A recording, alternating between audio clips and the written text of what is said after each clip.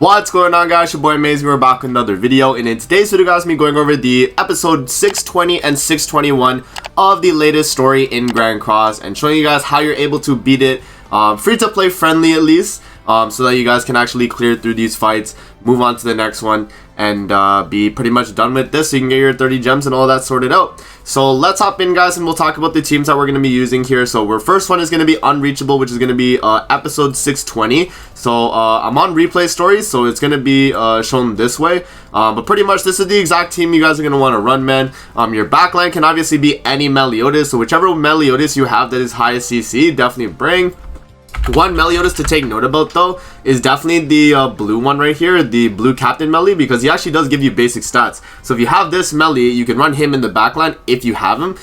If not, you could just pretty much run whatever melee you have, though, for high CC, because you definitely want to LTC, man. 320k is going to be a lot of CC you need to LTC for, but remember, you can put your highest artifact card sets, you can run combat class food, and you should be able to make, you know, a good amount of CC, at least if you have, like, good gear on all your characters. But in terms of what we're running right here, guys, we're running Green Grimoire, Red Gother, and Freyr. And the reason why we're running this setup is because Green Grimoire has remove stance on the rank 2, which is going to be very, very good. And then we do have Freyr, which actually does have the exact same thing. The difference between Freyr and Grimoire, though, is that Freyr is going to be our main DPS, and then Grimoire is going to be our kind of like taunt support type character right here. And the reason why I decided to take Grimoire, guys, is because he's going to be a pretty good tanking character-wise, because he has the stand skill. And then I also decided that we'd bring Freyr, because Freyr is actually going to be free through the jumping box event, and so a lot of you guys will have access to him, so you can actually use him for this fight.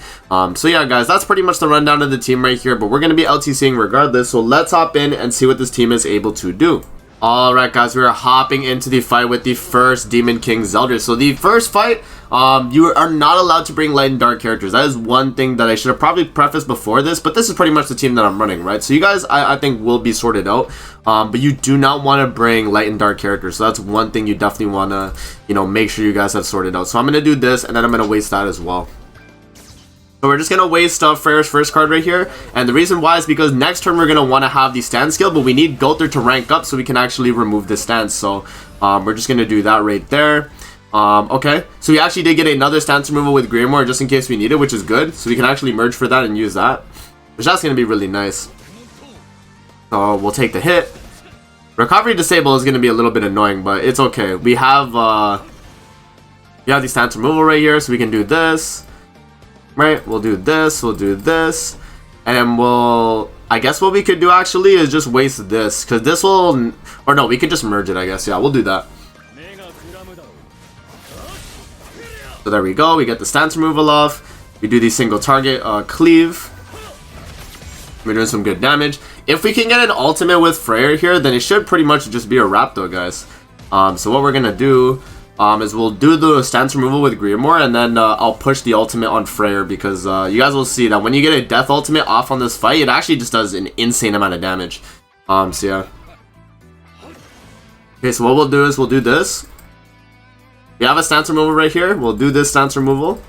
We'll move this card right here, and then we'll use that. And then I'm going to top deck the ultimate on both Grimoire, and we're also going to top deck it on Freyr right there. So there we go. So you guys can see, even if you patience with Grimoire, it's still going to land, which is the good thing about the Grimoire stance removal, is that you're always going to be able to land it, which is very, very clutch, right? That's pretty much why I decided to bring Grimoire, because I thought he would be like such a good character just to have the stance removal for, because it's always a rank 2 for him. You could also use him to kind of like be your tank. Obviously my Gother's taking a lot of hits here, but you know, it does definitely help. So there we go. We have the ultimate with Freyr here, so we could just drop the ultimate with him. Obviously what you could do is obviously do Grimoire ult, then his ult, just in case your ult's like 1 to 6 or something. It's probably not going to kill. So you could just ult with this. Make sure you have another stance removal just ready. But if you are going to stall the turn out, then make sure you just pop another Grimoire card right there, so you should be safe, because Grimoire's ultimate is going to be a taunt, right? Yeah, so if you guys do land the death ultimate, though, it's going to crit for a lot. If it does crit, it does a lot of damage. If it doesn't crit, it won't do too much. So definitely, if you guys are going through the fight, hope you get a crit. Because if you get that crit, man, it's going to be really big damage. So there you guys go. That is going to be episode, 620. Now let's actually go to episode 621, and I'm going to show you guys the cheese strategy for that fight as well. Alright guys, so this is the exact team comp we're going to be running here for the fight against what is it, episode 621. So this is the exact team comp right here. We're going to be running green, not green Demon Melly, green counter Meliodas, green Gulther, green Arthur, and then Ragnarok Bond backline. If you guys do not have Ragnarok Bond backline, Alioni backline is also going to be really good. Oh, it's 2 L's for Alioni. Alioni backline, so him, the 10% attack related for the HP attribute allies, so you know, obviously to let your melee do more, but pretty much what you're going to be doing with this team comp, guys, is you're going to be nuking with counter melee. And so in this fight, it doesn't matter if you go first or second here. Going second is actually a lot better, because what that means is that your melee is going to take a lot of damage, and then what you can do is you can rank up your melee, do the counter rank 3, and then you're just going to one-shot the boss pretty much.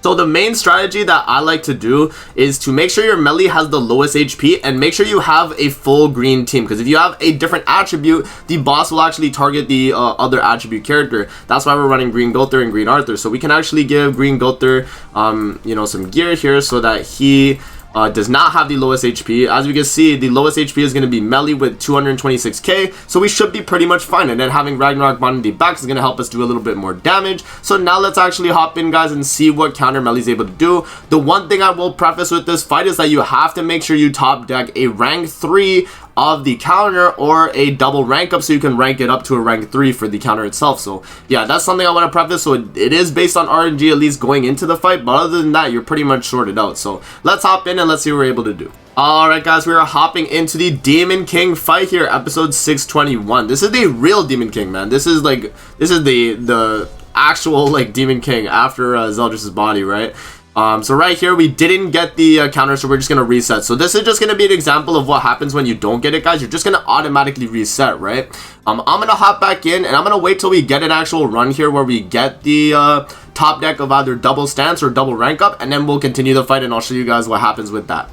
Alright, guys, we're back here with the double rank up this time, so now we're actually able to do a lot more damage here when we're actually attacking into the Demon King. So going second is what you want anyway, so no matter what, as long as you're going second, you're going to be doing really, really good. So what I'm going to do right here, guys, is now we're actually just going to double rank up the melee, and we're actually going to use his stance card. So another thing that is kind of RNG reliant as well is that you want to make sure the Demon King does not get an ultimate against you, because if he gets an ultimate against you, he will one-shot your melee before you're able to use your counter. So it really does depend kind of on the RNG side of things, but you guys should be fine, right? You guys should be fine. Just double rank up your melee, use the counter, and after you use the counter, you guys will see what happens, man. It is pretty insane.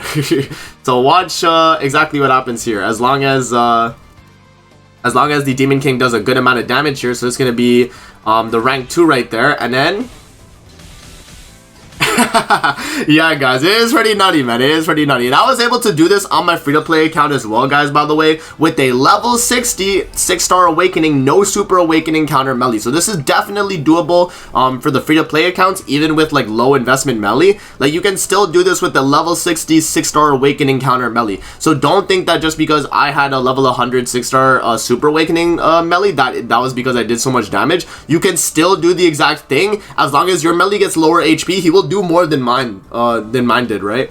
So yeah, guys, that's pretty much it in terms of the fights right there for the latest story chapters. I hope this video was helpful for you guys. I hope you guys learned something, and let me know what comps you guys actually used in the comment section below. If you already beat it, let me know. I'm curious. I think these comps were pretty free-to-play friendly though, for the general player base, so I think a lot of people will be able to clear with this. So yeah, man, that's pretty much it, and I'm gonna see you guys in the next video. Peace out and have a great rest of your day.